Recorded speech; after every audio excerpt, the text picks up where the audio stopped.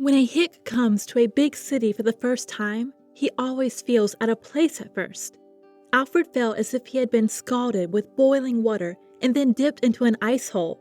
A huge stream of cars and people, the constant noise that prevented from focusing, always having to be on the lookout.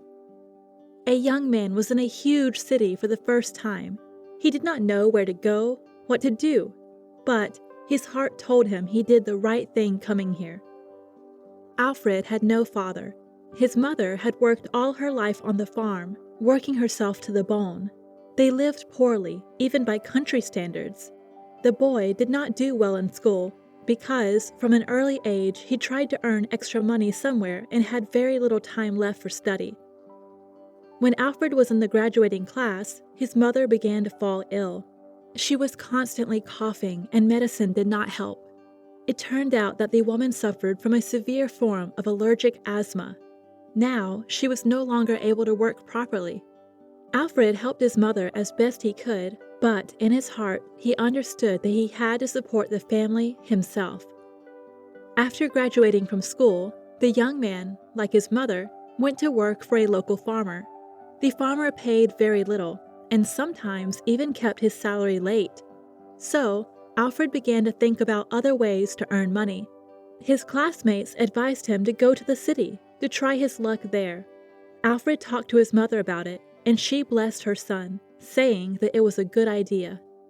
Before leaving, the son did all the household chores, even mopped the floors, and made food preparations to make his mother feel better. He felt excited and happy at the thought of finally being able to change his life. Already sitting in the old bus, Alfred glanced farewell at his hometown. The headphones played a rhythmic rap, as if telling the young man about his new life. The city stunned Alfred with its scale. First of all, he started looking for a place to live. The young man rented a small but bright and comfortable room. It was all he could afford at this stage. By country standards, Alfred paid a fortune for rent, but by city standards, it was an economical option. After paying his rent for a couple of months, Alfred began putting things in his closets.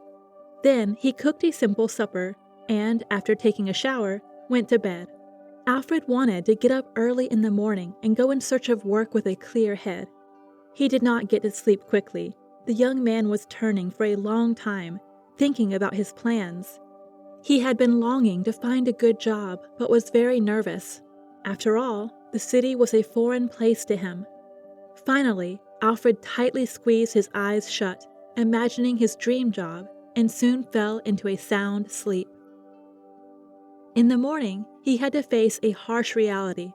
Alfred went halfway around the city in search of work, but everywhere required education and experience. The young man was desperate. After buying a bun and a bottle of water in the store, he had a snack in the nearby park. After eating, he was about to rinse his hands in the fountain, and suddenly, he saw a wet newspaper floating in the water. Alfred fished it out and mechanically ran his eyes over the ads. Suddenly, he came across an interesting option. Employees were needed in an auto repair shop, even without education. Alfred immediately put the newspaper on the bench and called the number listed in the ad. An hour later, the young man was already sitting for an interview. To Alfred's surprise, he was not only accepted, but was told to start work immediately. The job was to be at a tire fitting shop, so it was easy to learn. The salary was not much, but Alfred was satisfied with everything to begin with. Alfred was frugal as a countryman, so he had enough to live on and to send to his mother. The staff turned out to be good, all responsible, and hard-working. Only the owner of the service station was completely different. In the past, he had been associated with crime, and although he went into the legal business, he retained the appropriate rude manner of behavior. Nevertheless, Alfred trusted the owner completely, and this was a fatal mistake. The owner decided to take advantage of the naivety of the young man and put him on the financial hook. One day, he asked Alfred to take his car and drive for parts to the warehouse.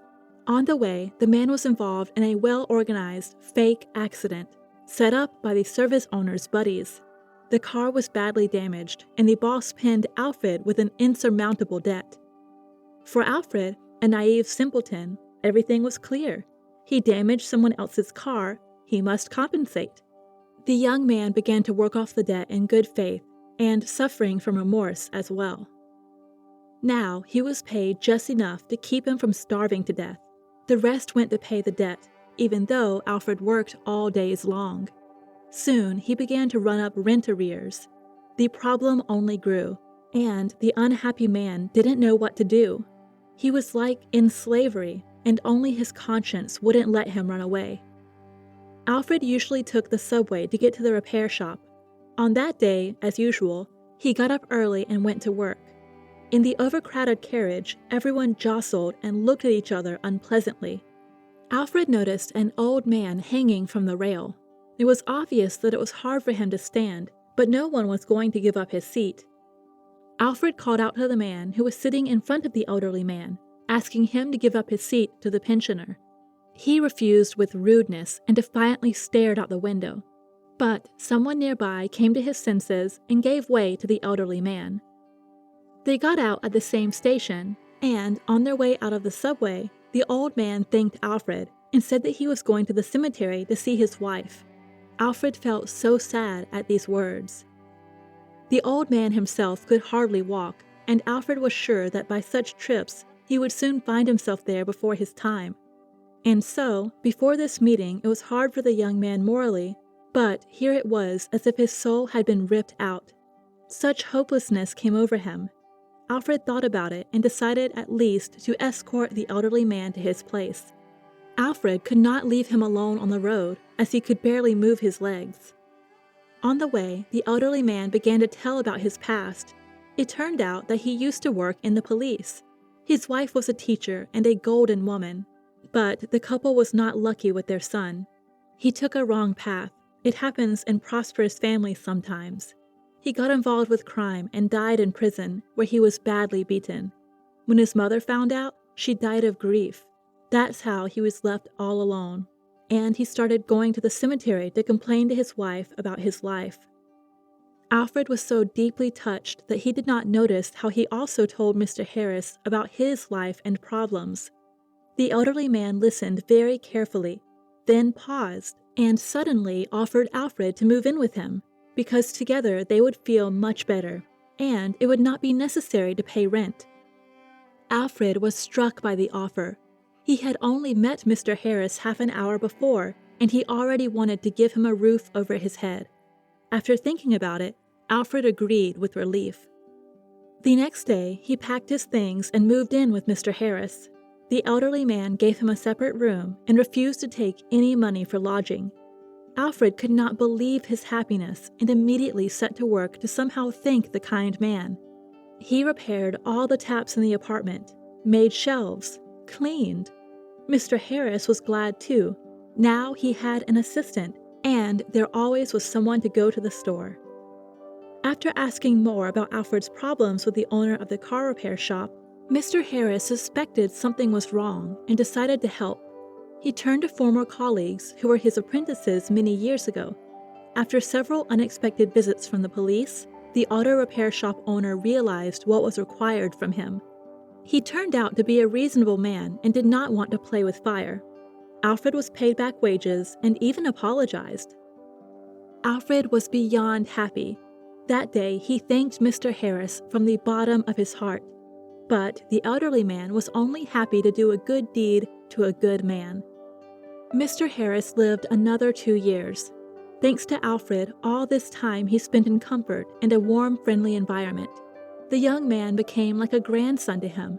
They watched TV together, drank tea, went for walks in the park, and even played chess.